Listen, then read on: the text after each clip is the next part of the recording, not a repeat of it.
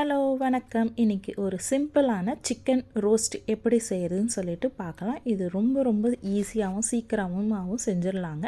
இந்த chicken roast செய்கிறதுக்கு ஒரு கடாயில் ஒரு டேபிள் ஸ்பூன் அளவு எண்ணெய் விட்டு 3 காஞ்ச மிளகாய், 1 டீஸ்பூன் அளவு சோம்பு, 1 டேபிள் ஸ்பூன் அளவு பெப்பர் எல்லாம் போட்டு நல்லா வதக்கணும். அது கூடவே ஒரு கைப்பிடி அளவு கருவேப்பிலை சேர்த்து அதையும் தாளிச்சிடலாம். நான் சிக்கன் நல்லா வாஷ் பண்ணிவிட்டு 1 டேபிள் ஸ்பூன் அளவு மிளகாத்தூள், 1/2 டீஸ்பூன் அளவு மஞ்சத்தூள், 1/2 டீஸ்பூன் அளவு உப்பு சேர்த்து மேரினேட் பண்ணி வச்சுருந்தேன். ஒரு 1/2 ஹவருக்கு ஊறி இருந்ததுங்க இந்த சிக்கனை. இந்த சிக்கனை அந்த தாளித்த மசாலாவில் சேர்த்துட்டு மூடி போட்டு ஒரு 5 நிமிஷம் வேக விடணும்.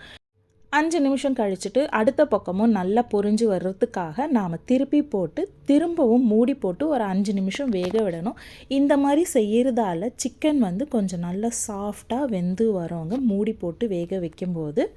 5 நிமிஷம் கழித்து பார்க்கும்போது பாருங்கள், சிக்கனில் இருக்கிற அந்த தண்ணி ஜூஸ் எல்லாம் வெளியே நல்லா வந்திருக்கும்.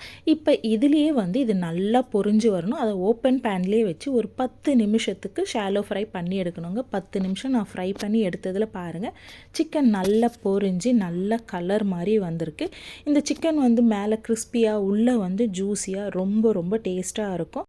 இந்த ரெசிபி உங்களுக்கு பிடிச்சிருந்தா கண்டிப்பாக லைக் பண்ணுங்கள், ஷேர் பண்ணுங்கள், முக்கியமாக சப்ஸ்கிரைப் பண்ணுங்கள். தேங்க்யூ.